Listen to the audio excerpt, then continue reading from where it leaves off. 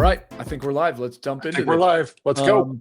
Wanted to talk about this cool topic of the AI rep that never sleeps, the future of lead response. You've got Gabe Larson here and Dave Elkington.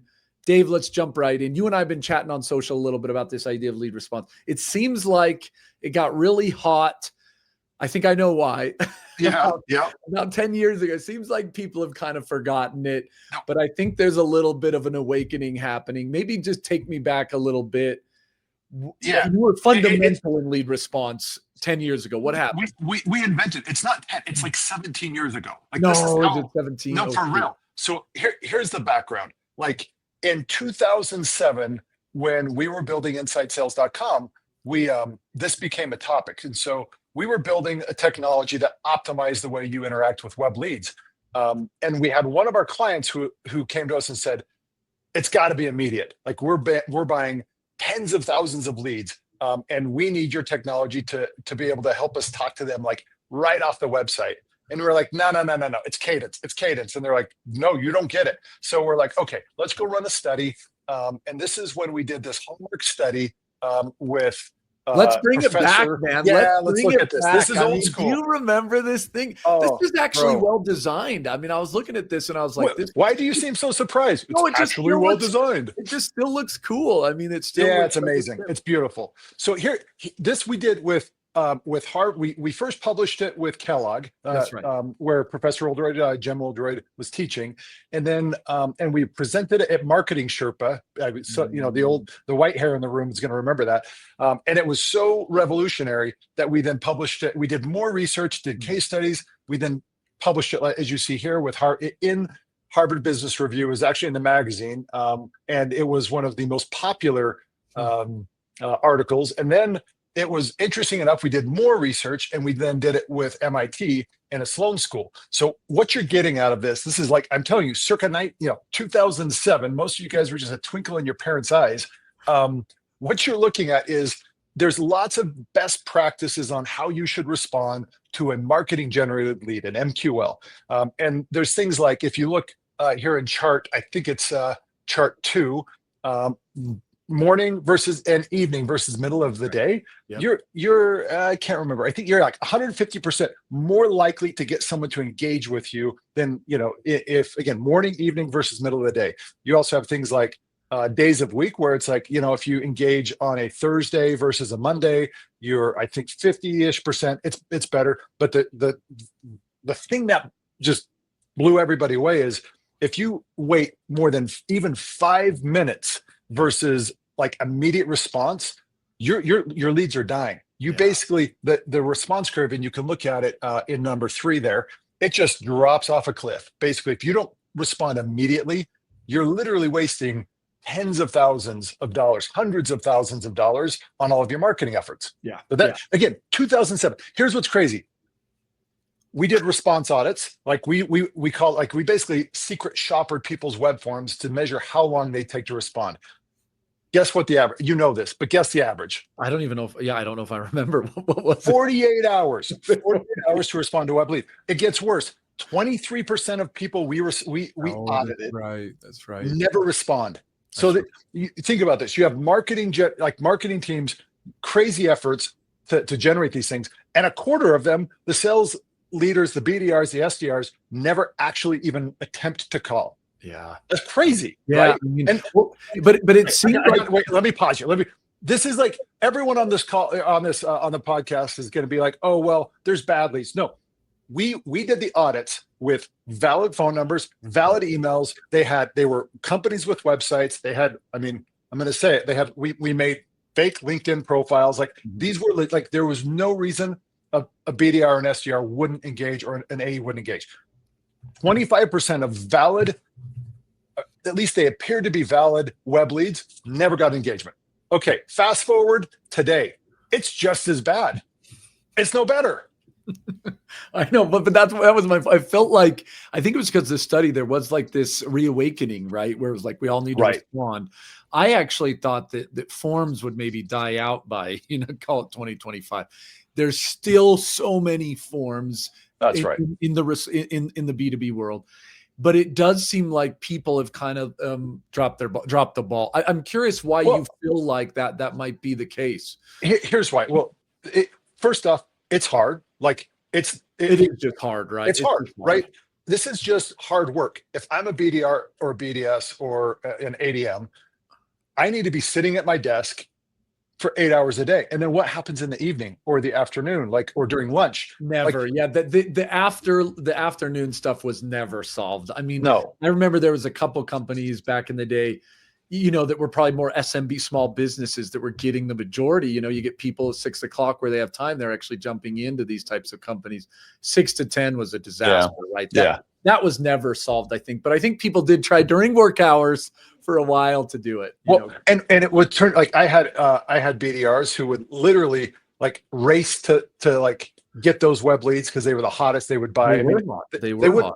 They would actually take their laptops to the bathroom with them because they didn't want to miss like the opportunities. And so like that's how, for a period of time, people understood it and they were all over it. And then what happened is it was like, oh, but this is super hard. So then they're like, let's make email autoresponders. That'll do it. Yeah. And then after that, people said, oh, live chat, that'll do it. And then after that, they this huge trend of like chatbots, like automated chatbots. And this is all basically ways of saying, I just don't want to do the work. Like at the end of the day, right? Like I think that's. I love it. I love it. I mean, I think that brings us to the current date, and Dave and I have been chatting a little bit, and this is something near and dear to our heart. It's a problem we've been thinking about, I think, for now 15 years. 20 years, bro. 20 years. Yeah, I don't want to admit it, but it's true. But there's a new gray in your beard? There's look, I got a little bit of gray in there. There's a new solution that you're kind of bringing to market, Dave. We obviously pushed it out this week, and it made some noise. We've got hundreds of thousands of impressions. My DMs blew up on LinkedIn. Bringing the old crew back together to kind of resolve the old Harvard Business Review MI study of how fast should you respond to leads. How do you think people can solve that now? Introduce us to this idea of cloud employees. Yeah. So that's what's changed. The whole world is changing as a result of what's happening with machine learning and AI. And so the opportunity is, I mean, let's assume everybody is well intended. In fact, I was having a conversation with Barry Traylor, and was one of the researchers from CSO Insights, and he and I were talking. It is so hard for people to do this, and so let's just assume that people are at their desk 8 hours, 10 hours a day. Well, you still have the problem of after hours. You have the problem of lunch. You have the problem of like having a conversation, or what if you're on a sales call and you're a generalist? So the world has changed in where there's a new generation of technology that actually can solve this problem. And we've seen it with the advent of AI agents, but there's a problem with that. And I want to talk to you, and I want to get your take on that. And then there's a recent pretty groundbreaking article published by Microsoft around what they're calling frontier companies, which are companies that are essentially AI first. Now, everyone says, oh, we're AI first. What this describes is companies that are small in headcount and large in AI agents or AI assistants. Like they're talking somewhere in the range of like, and we again, lots of buzz on social, like anywhere from 3 to 1 in terms of human employee versus a cloud employee, all the way up. Some people are saying it needs to be as high as 10 to 1. Yeah. And there's this ratio that's being, that we brought up called employee to cloud employee ratio. So it's the ECE ratio, employee to cloud employee ratio, of how many live employees versus cloud employees. A cloud employee has the ability to be always on, be fully contextualized, be fully trained, and basically do the stuff that honestly we don't want to do, right? And so we believe there's a stage even beyond this frontier company, and we're calling it an autonomous enterprise. So these are enterprises who are truly all of the front end, I'll call very redundant jobs, menial tasks that we don't like to do, B, don't do them well, can be done by cloud employees. And so that's what you have been really championing, the idea of cloud employees and building out some use cases that make an impact for companies. So I'd love to hear like what what you've done, you've joined on, and you're building something that I think people are gonna.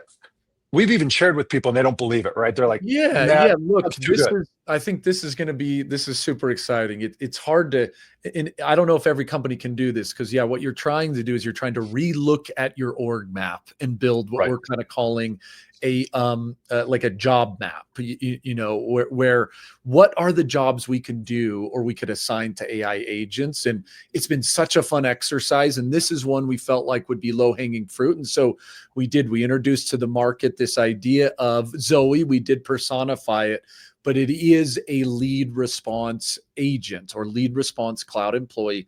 But the difference with this cloud employee, Dave, that I feel like is, and I want to see if we can get the slide up here, Jenny, if you get a second, so I can kind of walk through some of the differences here. But in the market right now, obviously, there's just a lot of buzz about AI agents and different tasks that are being done. So you're going to hear, hey, I've got this little like web scraper assistant, or people are using ChatGPT in marketing to help them do copy or create amazing Just tasks, campaigns, little right? tasks. It feels so task oriented, and look, it's Right. awesome. Or you'll hear about chat, like, oh my goodness, we got this chat bot going, or we got this email agent going that is just spamming the crap out of people, right? And all of these little tasks, I don't want to diminish them because they are awesome, but people are now starting to say, how do I move from tasks to flows? Well, and I think that might be the difference between what Microsoft was calling the frontier company, which is like, it's more assistant focused. So like think about developers using things like Copilot or Cursor, where it's an amplifier, but it still means I'm working, right? So like as a developer, I have to do all of this work of like, as I code, it's making me better. What you're talking about, but are things that run autonomously. They actually do the job. Yeah. And I think that last part, the job, is probably the thing that's most important. And then the Yep. autonomous part, because what you're seeing here, and I just whipped this up for kind of lack of better terms, but there's a couple things. This is a full end-to-end job. This is not tasks. And you have an autonomous AI agent. Zoe now reports to me. I talk to her once a day. We do some coaching sessions. I talk to her about some of the things she did just so we can improve it. I look at some of the numbers, but notice the difference that you're seeing here. And this is a little busy, but you got to get into some of the details to experience some of the magic. So Zoe literally, and then we can kind of maybe even test Zoe here in just a second, Dave, but a web form will come in. It could be a demo request, an event, whatever it might be. And then Zoe basically is watching that trigger. And most of these agents, Dave, are starting with some form of a trigger or a signal, which might be interesting to dive into later. But then she starts to run through a series of activities that SDRs should do, but they never have done in the first one. And that was something Barry said. Like when we were talking to Barry Traylor, again, CSO Insights researcher, kind of an icon in the sales research industry. We kind of shared this with him, and do you remember what he said? This was fascinating. I think he basically said that, right? He's like, this is something that people should have done, but they never. And they never do. He's like, look, if a sales rep could do this, they would, but they don't have the time to do this. Many of them don't have the attention span to do this. So he's like, it's just not practical to do what we all know we should do. Yeah. And so Zoe is trying to cross a lot of those bridges. And so she does. She goes through a lead enrichment concept to make sure the information is there. She does a context step, where she dives into CRM. This happens so much, Dave. Literally, she just did this the other day. We had a customer come in, and instead of doing this full process, she paused, shot me a note and said, customer, why don't you follow up on this one? I'm not going to continue. But she looks, is it an in-funnel lead? Is already an opportunity? Is it already a customer? So she tried to get some of that type of information. Based on what she learned, she creates a contextual message base, right? So how should I then create an email sequence to reach out to the audience? And so you'll see her build this email, I'm going to start like this. I'm going to kind of address them like that. She then runs through a programmed sequence. So she starts with email. If she doesn't get a response, that's the fascinating thing, Dave. If she does get a response, she's going to email back and forth, ask some of those qualifying questions. We see obviously a lot right now is being done on email. And so what's her objective? if I look at all of this, like, what's she trying to do? And I already know the answer. I'm teeing you up. Yeah, look, so she's running through this sequence ultimately to do the job of that SDR, which is ultimately set an appointment. And so she has full capability to review calendars and actually say, it looks like 1 o'clock's ready.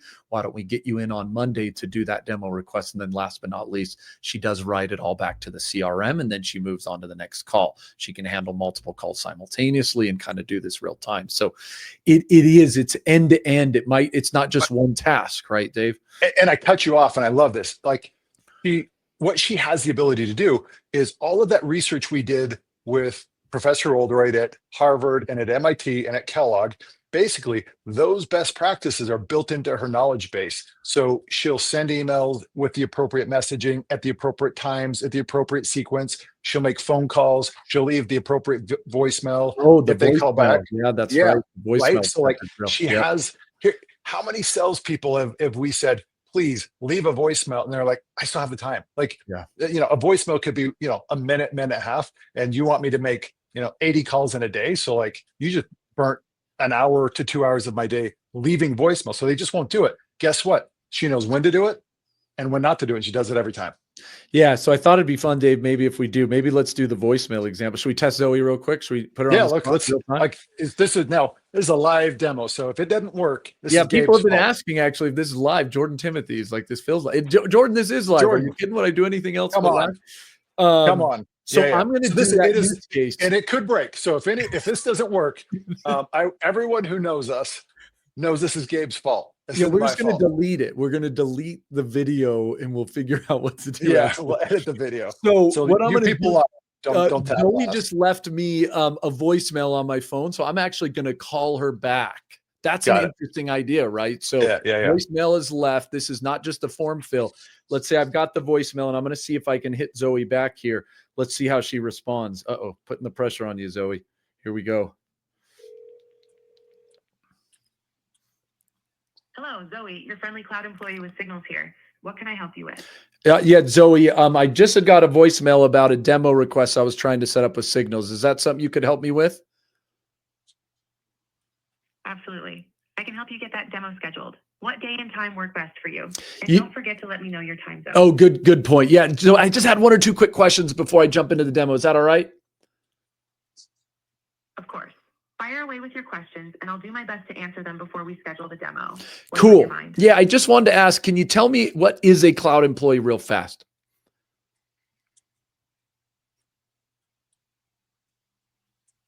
Sure thing. A cloud employee is a fully trained AI teammate that connects to your tech stack and handles client-facing interactions in sales. I love it. Zoe, that was such a great answer. I'm cutting her off here. I'd love to get to the appointment. Can we get there Monday? Do you have any times Monday available?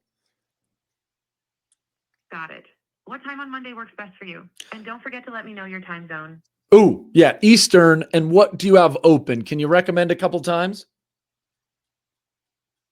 Perfect, Eastern time. How about 10 a.m. or 2 p.m. on Monday? Do either of those work for you? Let's do 10 a.m. Thank you, Zoe. Bye-bye. So, Dave, I wanted to highlight that wasn't bad. That wasn't bad for putting her on the spot. The interruption capability, that's so cool. I mean, look, I didn't have a lot of time. I just got a voicemail, and she was kind of like cloud employees, and I was like, okay, I got it. And she did. She kind of recognized that speech pattern and shut up, bless her heart, and then allowed me to kind of move to the next thing. I need to get the appointment. I need to get on to my next call. How's that possible? I don't want to go into all the meat, but that's pretty cool. Yeah, look, the thing about the AI technology, so a couple of things have happened at the same time. You have the LLM technology that allows that speech capability. At the same time, there's been crazy innovation around voice technology. And so, I mean, we're living at a moment where, and look, let's be honest. We've been saying this. Technology is going to become a speech first platform. So we're on a bit of a tangent, but I'm going to just kind of espouse my belief of what's happening in the next probably 3 years. Enterprise software that has been traditionally CRUD, right? Like you just come in, put in data, look at data, see lists, edit, add, delete. That's going away. Technology will be a voice first solution, I believe, moving forward. And it's because of, again, this cross section of what's happened with the LLM and large language models, the transformers, and this speech to text and text to speech. In fact, just on a side note, 11 labs just released a voice technology that mimics human emotion, human capabilities to the point where when you listen to it, you're like, this feels almost real. So if you haven't I heard love the push 11 on Labs voice. V3, go look at it. But Yeah. that's what's making all of this possible. I love the push on 11 labs. So Dave, a lot of people, as I push this out to market, obviously there's a concern around where do humans fit, is this new technology, these new AI agents, cloud employees, are they out to replace? As we wrap up here, I'd love to just bounce some ideas. How are you seeing this fitting into the enterprise company? Yeah. So look, the first thing, and you said it, AI currently is they're just doing tasks, right? A lot of these AI agents are just automation. I think there's an important place for that. But what you just showed is a fully autonomous cloud employee. That I believe is the future. These autonomous enterprises, these frontier companies. That being said, there will always be a need for humans, right? So they're actually not replacing people at all. They're just replacing jobs. And these are the jobs we don't want, right? Look, that's the one. I think we're not seeing people fire. We're seeing redeployment, and we're seeing people focus on more tasks that are valuable.